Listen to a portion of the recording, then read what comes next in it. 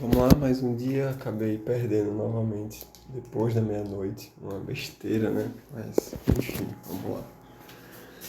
A linha que separa o bem e o mal não passa pelos estados, nem pelas classes, nem pelos partidos políticos, mas pelo coração de cada ser humano.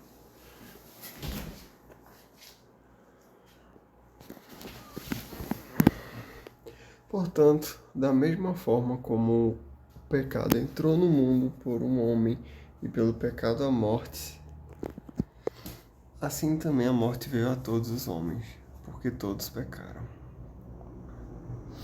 Pois antes de ser dada a lei, o pecado já estava no mundo, mas o pecado não é levado em conta quando não existe lei. Todavia, a morte reinou desde o tempo de Adão até o de Moisés, mesmo sobre aqueles que não cometeram pecado, semelhante à transgressão de Adão, o qual era um tipo daquele que haveria de vir. Entretanto, não há comparação entre a dádiva e a transgressão. De fato, muitos morreram por causa da transgressão de um só homem, mas a graça de Deus, isto é, a dádiva pela graça de um só, Jesus Cristo, transbordou ainda mais para muitos. Não se pode comparar a dádiva de Deus com a consequência do pecado de um só homem. Por um pecado veio o julgamento que trouxe a condenação, mas a dádiva decorreu de muitas transgressões e trouxe justificação. Se pela transgressão de um só a morte reinou no meio dele, muito mais aqueles que recebem de Deus a imensa provisão da graça e a dádiva da justiça reinarão em vida por meio de um único homem, Jesus Cristo. Se você luta contra o paradoxo da bondade soberana de Deus e a existência do mal, você não está sozinho. Durante séculos, os cristãos têm se debatido com essa questão. A Bíblia, no entanto, não nos deixa no escuro, mas nos oferece respostas profundas às grandes perguntas sobre a situação do mundo. A Bíblia é intransigente quanto à bondade de Deus, mas se Deus é onipotente e benevolente, por que o mal existe? Essa é a grande pergunta do nosso devocional de hoje. A cosmovisão, a cosmovisão, a cosmovisão cristã aborda o mal de frente. Desde Gênesis, o mal é reconhecido, não como uma falha no caráter de Deus, mas como uma consequência da rebelião. Como Paulo explica na passagem de hoje, o pecado, e não nosso Deus, desencadeou a morte em nosso mundo. O mal persiste porque a humanidade escolheu, e continua escolhendo, as trevas em vez da luz. Se isso parecer muito intangível, tente trabalhar o problema de forma inversa. Como funcionaria se Deus de fato escolhesse apagar o mal? Uma opção seria Deus eliminar todas as pessoas más. Entretanto, isso apresenta um dilema. O que consideramos uma pessoa má? Todos nós já fizemos coisas erradas. Restaure alguém? Pois é. O teólogo Ajit Fernando explica por que Deus não pode simplesmente eliminar o mal.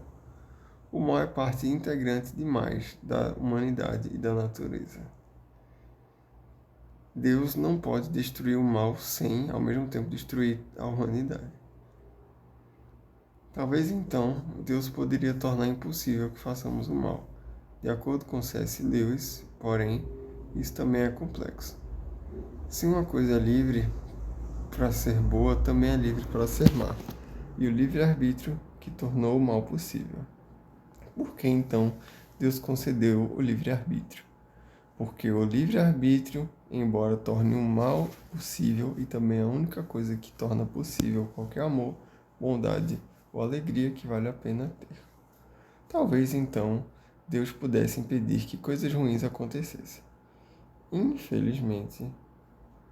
Porém, as considerações que essa possibilidade nos traz nos deixam perplexos. Qual seria o limite de intervenção? Deus deveria intervir quando um caso extraconjugal começa, ou quando alguém tem um pensamento inadequado? Essa possibilidade também iria contra a livre escolha que temos, a qual nos permite amar verdadeiramente, como dito acima. A existência do mal é um resultado lógico, embora trágico, da decisão de Deus de nos dar escolhas reais como consequência reais. Deus deu livre-arbítrio a um homem e, na escolha de Adão de pecar, toda a humanidade caiu, fazendo com que todos nós nascêssemos já em pecado. Isso levou ao mundo corrompido em que nós vivemos. Infelizmente, porém, essa não é a história toda. Maravilhosamente, Deus enviou Jesus e, em Cristo, Deus nos salva, redime e santifica. Aleluia. E um dia o mal será vencido para sempre. Reflita e ore comigo. Sempre que algo deixa nosso coração aflito, devemos recorrer a Deus para nos dar a perspectiva certa, nos trazer conforto e restaurar a paz. Neste momento, derrame diante do Senhor em oração tudo que te tem causado indignação, tristeza ou pesar. Fale com Ele das suas dores e peça que Ele aquete sua alma.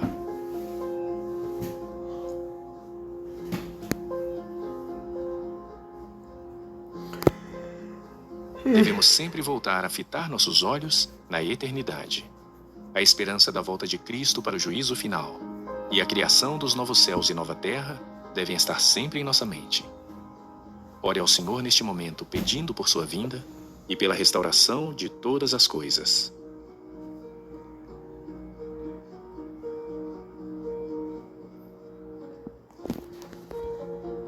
Compartilhe com alguém sobre a maravilhosa mensagem do Evangelho hoje, de que a humanidade está caída em delitos e pecados, mas Deus não a deixou assim.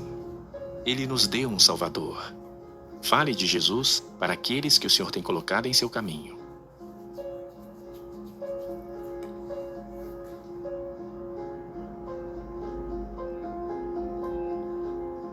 Vamos orar?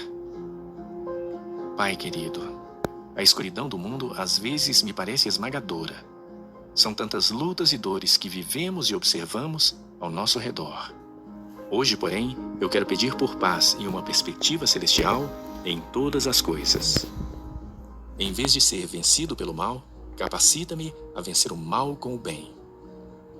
Dê-me a coragem de ser uma força amorosa para o seu reino, compartilhando o Evangelho e levando esperança aos aflitos. Mostra-me como desempenhar meu papel em teu glorioso plano de redenção. Senhor, eu te peço que eu viva cada dia ansiando por tua volta. Em nome de Jesus. Amém.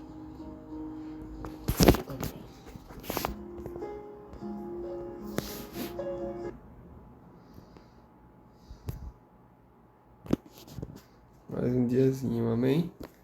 Que Deus te abençoe. Até amanhã.